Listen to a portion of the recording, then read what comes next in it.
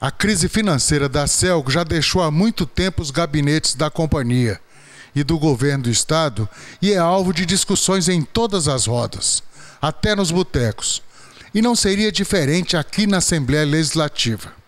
Com uma dívida de 4,5 bilhões de reais, a Celg está longe de ver seus problemas resolvidos. Na próxima quarta-feira, o presidente da companhia estará aqui na Assembleia para falar do assunto. Conversamos com vários deputados sobre o problema. Veja o resumo do que colhemos.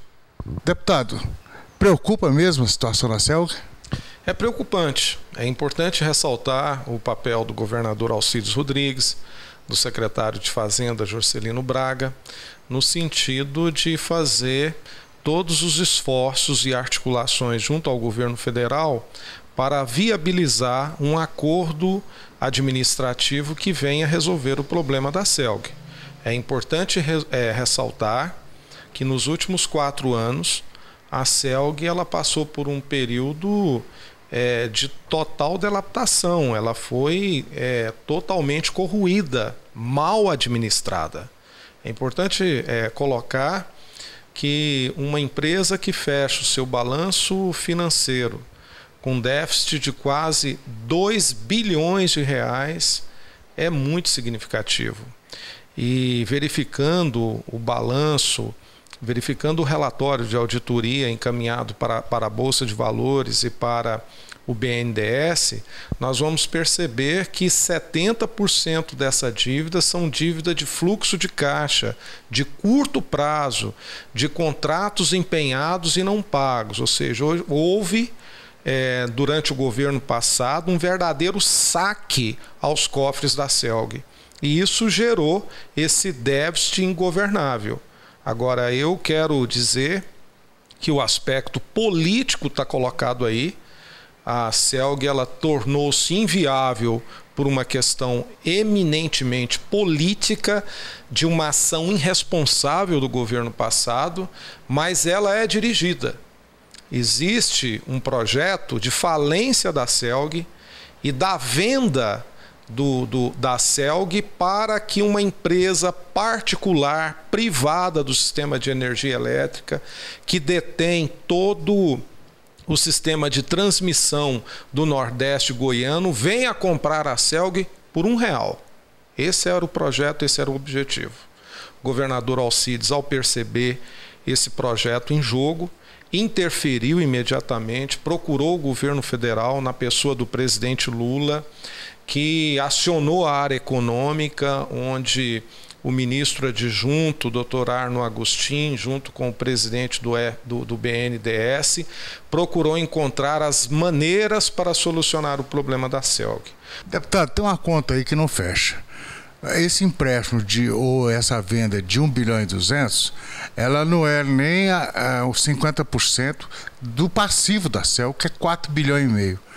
Mesmo com esse empréstimo, a Celg vai continuar em dificuldade. Como resolver essa questão?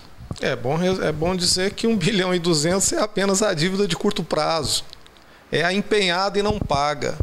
É aquilo que foi lá na tua empresa, na dele, na do telespectador, contratou e não pagou. O serviço já foi executado. E se não pagar, vai para precatório. Nós temos ainda o passivo, né? A dívida fundada, que é a dívida de longo prazo. Aquela de 20 anos atrás, que vem acumulando, né? Então, agora, resolvendo o problema do fluxo de caixa, resolvendo o problema da dívida de curto prazo, a Celg já vai ter condição de colocar no mercado alguns serviços que eu acho que vai recuperar a empresa. E um desses serviços aí é os serviços que será fornecido por uma holding chamada Celgpar. Essa holding vai levar internet banda larga para todas as residências. E isso vai ser uma revolução, porque a Celg, ela, como uma empresa que tem cabos de distribuição em todo o estado de Goiás, ela vai ter um custo muito reduzido para transformar uma tomada num ponto de internet banda larga.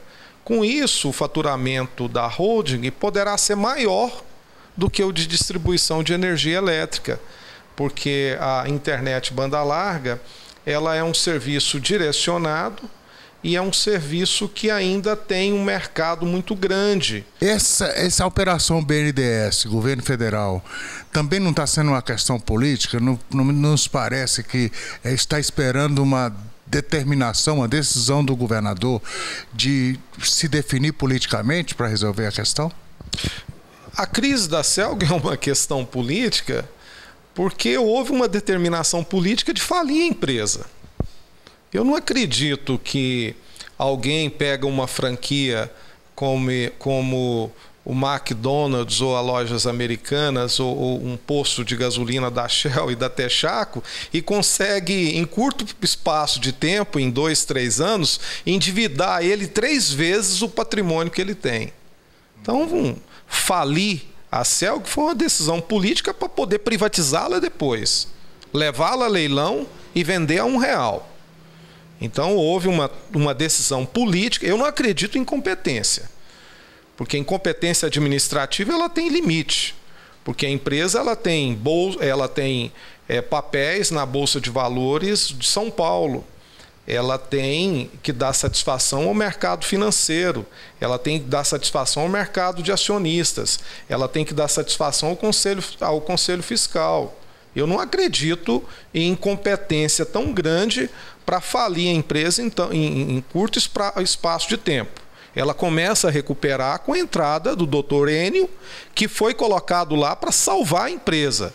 E aí a ação para salvar a empresa, da mesma forma que houve uma decisão política para falir a empresa, a decisão do governo seguinte, que é a do governador Alcides, com a gestão do Dr. Enio, é uma decisão política também de não vendê-la a R$1 num balcão de negócios. É uma decisão de salvar a empresa. E para isso ele conta com o apoio do governo do presidente Lula. E há de se ressaltar que, diferente dos governos do PSDB, que quebravam as empresas para privatizá-las, para vendê-las para os compadres, o governo do presidente Lula salva as empresas. O governo do presidente Lula não estatiza as empresas.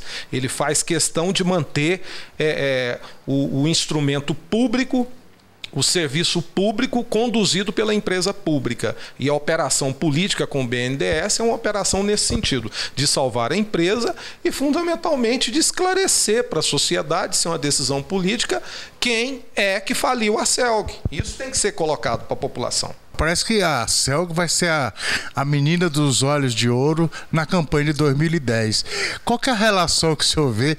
Como é que o senhor vê essa situação, já que nós estamos trabalhando o pensamento político já em 2010? Eu gostei dessa afirmação, ou por mal ou por bem, porque se ela quebrar, os governantes, tanto o atual quanto o anterior, estão lascados. É um discurso poderoso para a oposição. Se ela for salva, aí, com certeza, os que passaram para lá vão querer dizer que eles também são responsáveis pelo salvamento da empresa. Então, realmente, sem querer, ela se transformou nesse mote para as eleições de 2010. Mas acho que o Estado ele tem outros problemas. O Estado tem que preocupar com a infraestrutura urbana, tem que preocupar com o processo mais crescente de industrialização, com o fortalecimento dos municípios, com outras as ações sociais que precisam ser debatidas, um planejamento estratégico para o governo do Estado, que vai além da CELG. Eu acho que a CELG é um dos itens de pelo menos 15 que vai compor o cardápio das eleições de 2010. Deputado, o que o senhor espera da quarta-feira, da vida do presidente da CELG aqui, explanar sobre essa situação? O que o senhor espera do presidente da CELG? Que ele fala quem quebrou a CELG, quem é que deu cheque sem fundo, quem é que fez a conta e não pagou? Quem é que quer vender a CELG por R$1? Quem é que quer salvar a CELG? A ajuda de quem ele está tendo? Informações muito objetivas. Com 5 minutos, se ele quiser, ele fala tudo isso.